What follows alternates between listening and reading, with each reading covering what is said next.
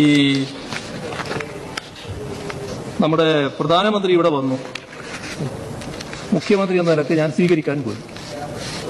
അപ്പോൾ സാധാരണഗതിയിൽ ഒന്ന് വണങ്ങുന്നു. എന്താ സാധാരണ നമ്മൾ എന്താ ചെയ്യുക? അതെനിക്ക് മനസ്സിലാകാത്തതുകൊണ്ട് ചോദിക്കുക. മുഖ്യമന്ത്രി അല്ല, തമാശയായിട്ട് ചോദിക്കുന്നതല്ലേ. മുഖ്യമന്ത്രിയായിട്ട് ഉമ്മൻചാണ്ടി ഇരുന്നിരുന്നല്ലോ, പ്രധാനമന്ത്രിയായിട്ട് മോദി ഉണ്ടായിരുന്നല്ലോ. ആ ഘട്ടത്തിൽ ഉമ്മൻചാണ്ടി അദ്ദേഹത്തെ സ്വീകരിച്ചിട്ടില്ല. ആ സ്വീകരിച്ച ചിത്രവും നിങ്ങൾ എടുത്തു നോക്കൂ. എന്ത് വ്യത്യാസമാണ് ഇത് തമ്മിലുള്ളത് എന്ന് നോക്കിക്കോളൂ. അല്ല, അദ്ദേഹം മരിച്ചുപോയി. അദ്ദേഹം ഉണ്ടായിരുന്നെങ്കിൽ അദ്ദേഹം തന്നെ പറയുമായിരുന്നല്ലോ. അതല്ലല്ലോ, അദ്ദേഹം നിങ്ങൾക്ക് ഏറ്റവും കൂടുതലുണ്ടായ മുഖ്യമന്ത്രി അദ്ദേഹമാണല്ലോ. അതുകൊണ്ടാണ് അദ്ദേഹത്തെ പരാമർശിക്കുന്നത്. അദ്ദേഹം സ്വീകരിച്ച രീതി എന്താണ്?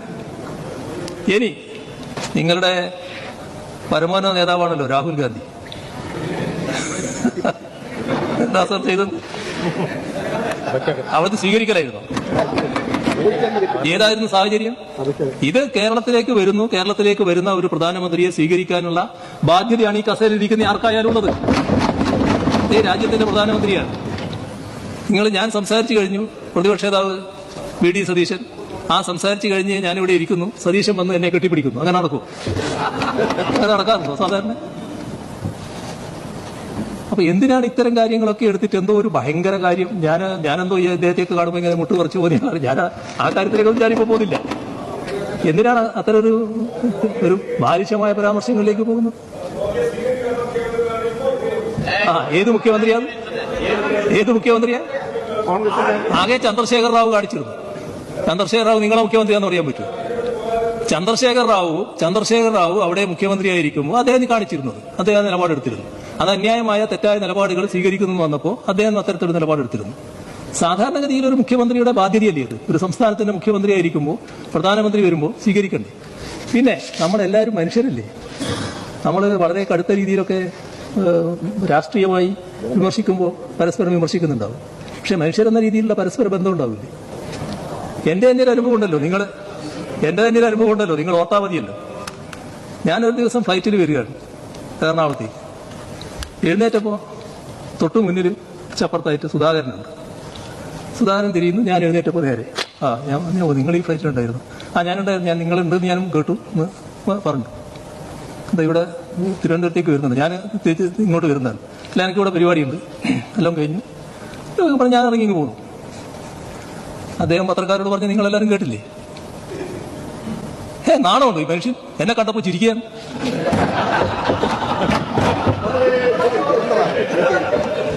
ഞാനെന്താ വേണ്ടിയിരുന്നത്? ഞാൻ അയാളെ ഭയന്നിട്ടാണോ? സുധാകരൻ എന്ന നിങ്ങളുടെ നേതാവിനെ ഭയന്നുകൊണ്ടാണോ ഞാൻ അദ്ദേഹത്തോട് യോഗ്യം പറഞ്ഞത്? സാധാരണ ഒരു മര്യാദയില്ല. നമ്മളെല്ലാം ആളുകൾ കാണുകയില്ലേ? സാധാരണ മര്യാദ അനുസരിച്ച് എന്റേതായ മര്യാദ ഞാൻ കാണിക്കണ്ടേ? അതല്ലേ എന്റെ ഭാഗത്ത് ഉണ്ടായത്? അത് ഭയന്നതുകൊണ്ടോ എന്റെ മുട്ടിങ്ങനെ അടിച്ചതുകൊണ്ടോ ആണ്? ഇതൊക്കെ നാം തമ്മിൽ സാധാരണഗതിയിൽ കാണിക്കേണ്ട ഒരു മര്യാദയിൽപ്പെട്ടതാണ്. അതാണ് നമ്മൾ മനസ്സിലാക്കേണ്ട കാര്യം. അതാണ് ഓർക്കേണ്ടത്. വീണ്ടും നിങ്ങൾ ബിരിയാണി ചെമ്പ്, സ്വർണ്ണക്കടത്ത്, ഇത്തരം കാര്യങ്ങളെ കുറിച്ചൊക്കെ പറയുന്നതായി കേട്ടു. കൈതോലപ്പായ. ഇപ്പം അതിനെല്ലാം മുമ്പ് പറഞ്ഞ കുറെ കാര്യങ്ങൾ ഉണ്ടായിരുന്നല്ലോ. നിങ്ങൾ ഓർക്കുന്നുണ്ടോന്ന് അറിയില്ല. ചിലരെങ്കിലും മറന്നു കാണാനിടയില്ല. സിംഗപ്പൂർ യാത്ര 100 തവണ. അത് ഒരു ഘട്ടത്തിൽ പറഞ്ഞു നടന്നായിരുന്നു. എല്ലാ കാര്യമൊന്നും ഞാൻ പറയാൻ പോകുന്നില്ല. പിന്നെ ടെക്നിക്കാലിയ, പിന്നെ ആ പേരേ കേൾക്കുന്നില്ലേ? കമല ഇന്റർനാഷണൽ, അതും പിന്നെ കേൾക്കുന്നില്ല. പിന്നെ കൊട്ടാരം പോലുള്ള വീട്, അതിന് സാക്ഷ്യപത്രമായിട്ടൊരു വീടും അവതരിപ്പിച്ചു. അത് ഓർക്കുന്നില്ലേ? ഇങ്ങനെ എന്തെല്ലാം തരത്തിലുള്ള നാട് നിറയെ നിക്ഷേപങ്ങൾ, ഏത് സ്ഥലം കണ്ടാലും അത് ഇയാളതാണ് എന്ന് പറഞ്ഞ് പ്രചരിപ്പിച്ച കാര്യങ്ങൾ. ഇങ്ങനെ എന്തെല്ലാം കഥകൾ നേരത്തെ തന്നെ കേൾക്കേണ്ടി വന്നിട്ടുണ്ട്. അപ്പോ അതൊന്നും നമ്മളെ ഏൽക്കില്ല. കാരണം ഈ കൈകൾ ശുദ്ധമാണ്. അതുകൊണ്ട് തന്നെയാണ്. നേരത്തെ ഭാര്യയെ കുറിച്ചായിരുന്നു, ഇപ്പം മെല്ലെ മകളിലേക്ക് എത്തിയിട്ടുണ്ട്. കാണേണ്ട കാര്യം എന്താണെന്നറിയോ? മകള് ബാംഗ്ലൂരിൽ കമ്പനി തുടങ്ങാൻ പോകുന്നത് എന്റെ ഭാര്യ, അവളുടെ അമ്മ റിട്ടയർ ചെയ്ത് കിട്ടിയ കാശ് അത് ബാങ്കിൽ നിന്ന് എടുത്ത് കൊടുക്കുകയാണ്. നീ പോയിട്ട് നിന്റേതായ കമ്പനി തുടങ്ങും. സ്വന്തമായിട്ട് ചെറിയ കമ്പനി തുടങ്ങിയാൽ മതി സ്വന്തമായിട്ട് തുടങ്ങുക.